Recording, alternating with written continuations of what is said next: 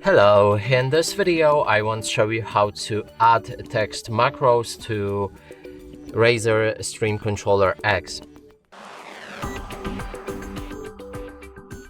And to do this, first you will need to install a loop deck from their official website. You can also check our previous video on how to do it.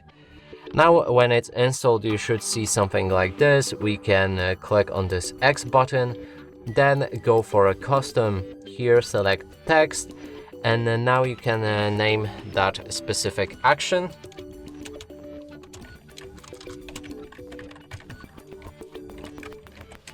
And below you'll need to enter the text macro. You can also edit the picture if you like,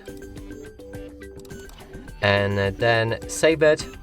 It should appear in stored custom actions, and you can assign it by dragging it to one of the plus buttons.